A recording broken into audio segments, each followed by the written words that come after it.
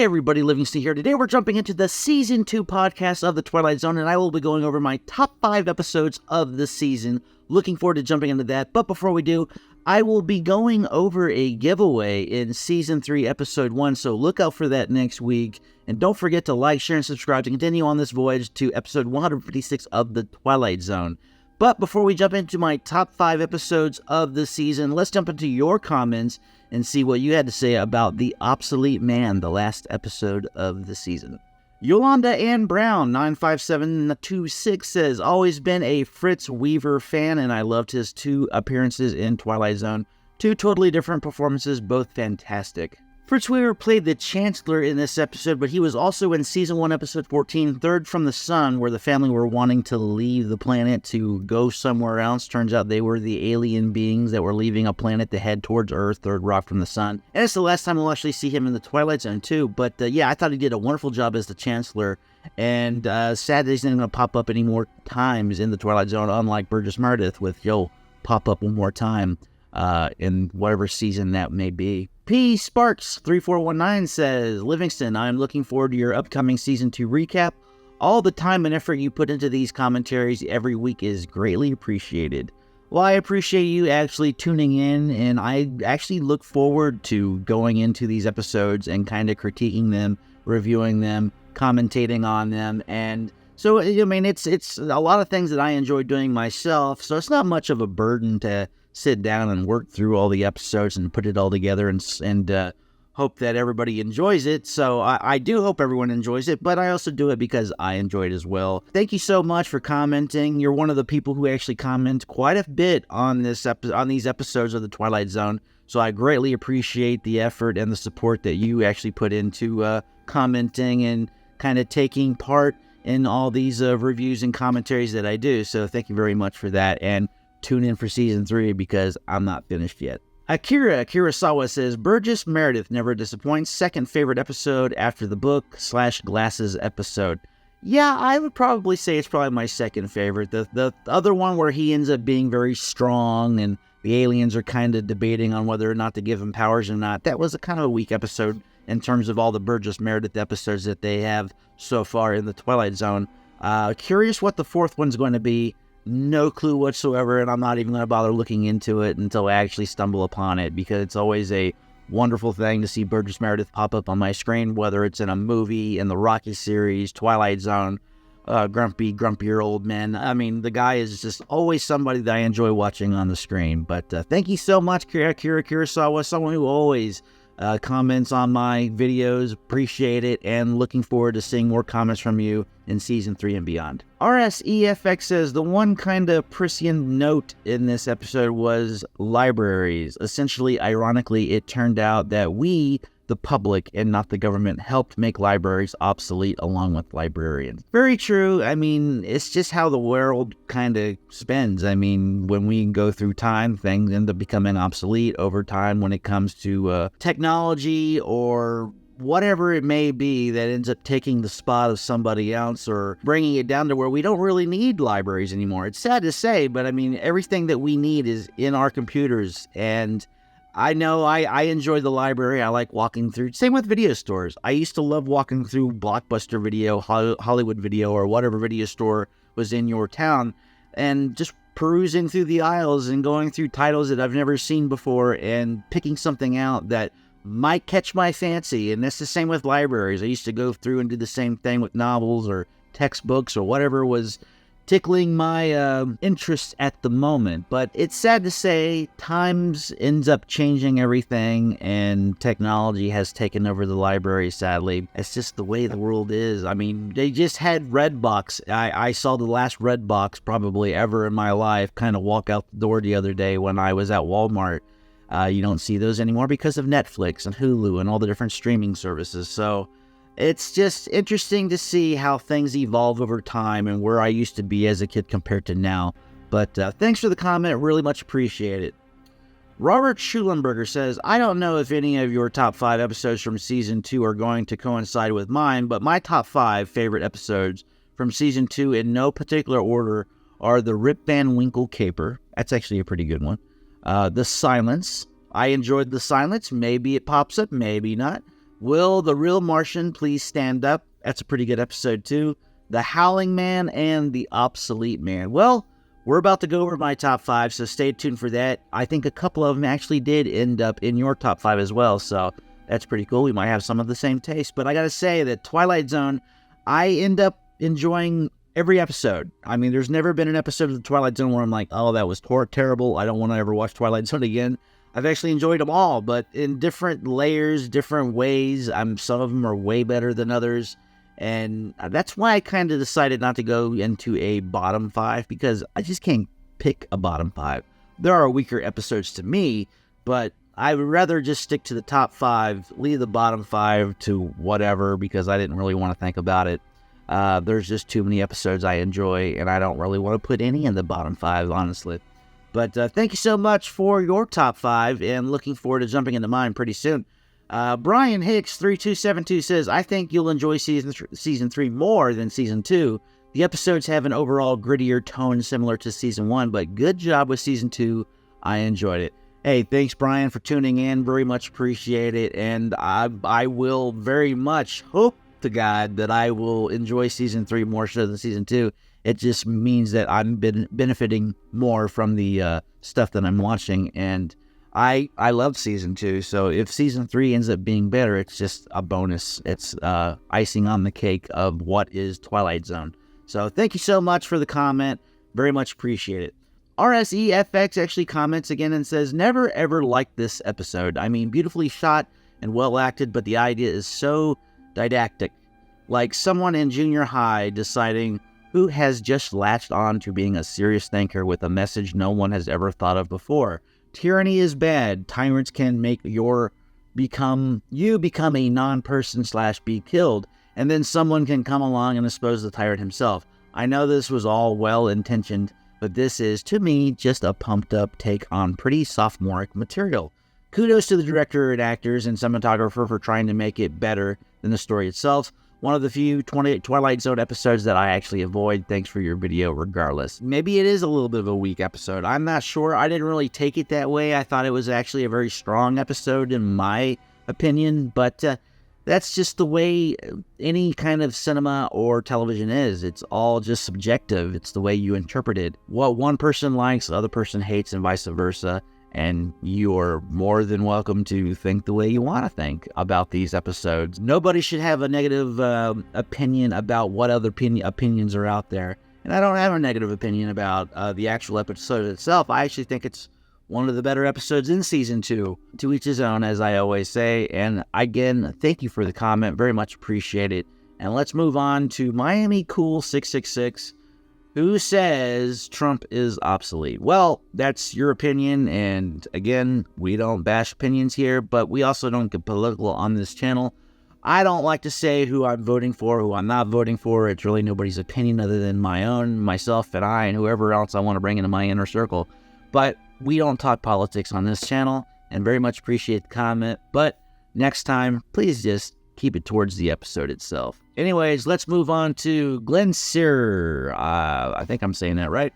Says 909, which is the timestamp, and they saying, I think it's going to blow up in your face. Almost, but he received his comeuppance nonetheless. Yes, very true. The Chancellor did not make it out of that room alive, really, because he ended up walking right out and dying in the arms of the government the next day anyway. So his decisions in that room, no matter what decision he made, was going to be the end of his life regardless. Either he was going to run out and be a wimp, or he was going to sit there and take it like a person that had a lot of confidence and courage and was going to die alongside Burgess Meredith's character. But turns out that's not what happened, sad to say, and he ended up taking the wimp's way out and died by the hands of, I guess, the community, because it looked like they kind of took him and just passed judgment regardless of what the courts or the government said. He got his comeuppance, and it's well-deserved, really. But anyways, thank you so much for the comments.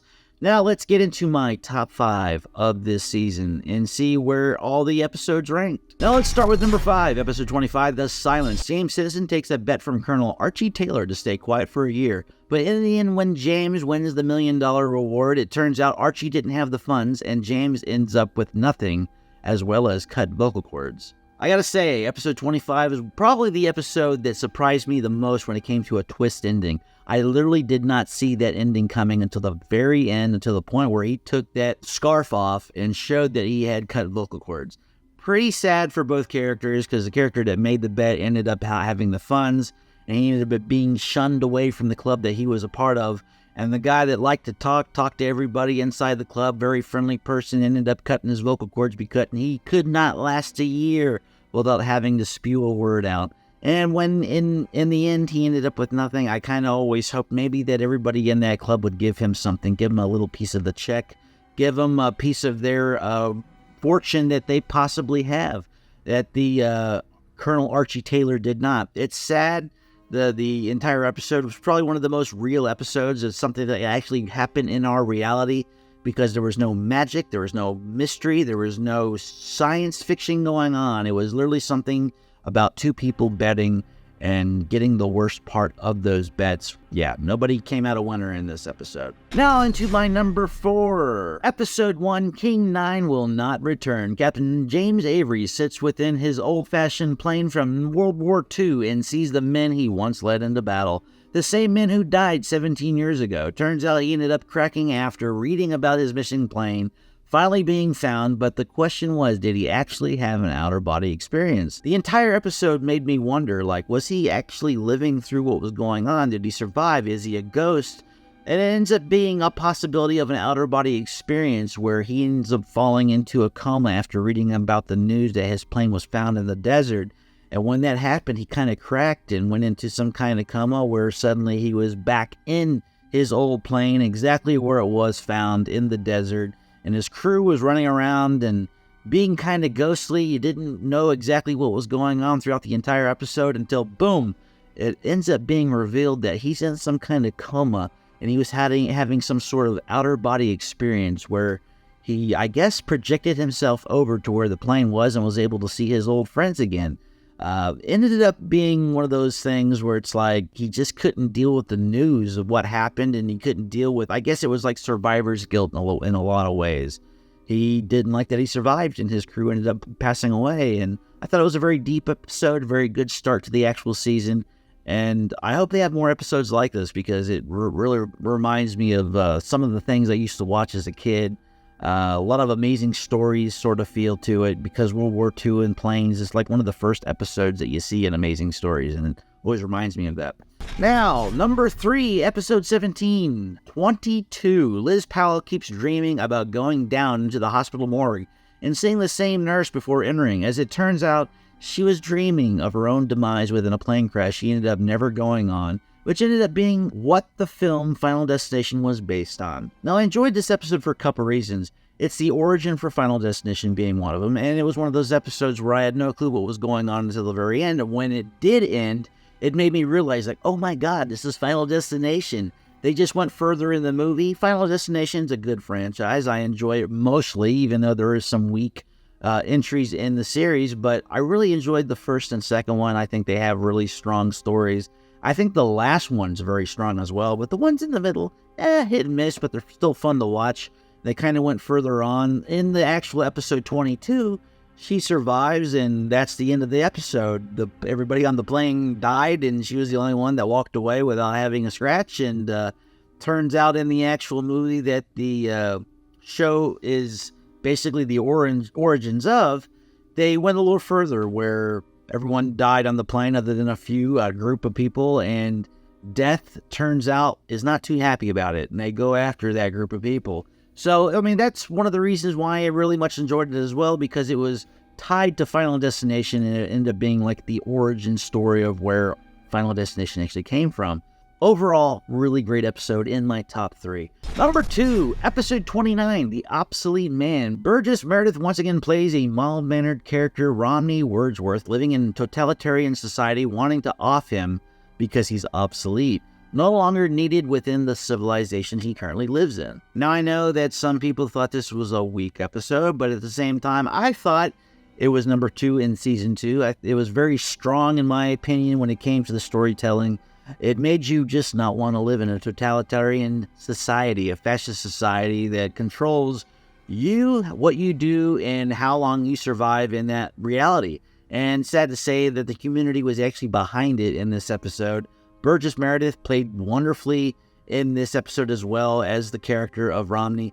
And I didn't know exactly where it was going. I kind of thought that he was going to die at the end, but I didn't know the whole point was that he was going to end up taking the Chancellor in along with him, to where the Chancellor had to make a choice. Either he was going to go out a wimp or he was going to go out heroic. Turns out he decided to go the wimp way, left the room before it actually exploded, and ended up dying by the hands of the public anyways, or the government, whichever way it is. But the government had such a stranglehold on society that even society itself was okay with everything they were doing. Sad to say, and hopefully society never gets in that direction. I hope to God that doesn't ever happen, but we'll see, and hopefully I'm not alive if it ever goes that way. But The Obsolete Man is kind of one of those cautious tales where if you just watched it and realized that it's okay for everybody to do the things that they want to do, if they want to be a librarian, fine. Was it hurting anybody? Nobody. But yeah, again, one of those episodes that makes you think about society and where we're at in this world and how we've evolved as a society. And really enjoyed this episode, and that's why it's at my number 2 spot. Now, number 1. Episode 26, Shadow Play. Convicted killer Alan Grant is stuck in a Groundhog Day situation when he's reliving his conviction, prison sentence, and death over and over again, realizing he is in a never-ending dream. Now, I had no clue what was going on in this episode. I didn't know how to take it. I understood going through at some point that the guy was reliving the same thing over and over again by everything he was stating. But I had no idea that he was stuck in his own dream, in his own nightmare that he can't wake up from, whether he was in a coma or the reason why he was sleeping, or maybe he was in his own personal hell. I have no clue, but it turns out everybody that was involved in the dream was something, somebody, or a dog, a person, regardless of what it was something from his past. And you can interpret it as it being a dream, because every time he relived it, everybody that was in his past was in a different role, whether he was the judge or his prison cellmate, whatever, regardless. It was one of those things where it was left up to interpretation by the end of it, and the guy was stuck in his own personal hell for eternity from what you understood by the end of the episode. And that's why it ends up in my number 1, because it just was a really well-written, well-made episode altogether. The acting was superb. I enjoyed the way the story progressed all the way through, and it kept my interest up until the very end, until they faded back into where we started at the very beginning of the episode. But Shadow Play is my number 1 episode, and that's my top 5. Let me know, comment below what your top 5 is, and I'll go over it in the Season 3, Episode 1 video that I will have out next week for everybody to enjoy, as well as tune in for my Patreon.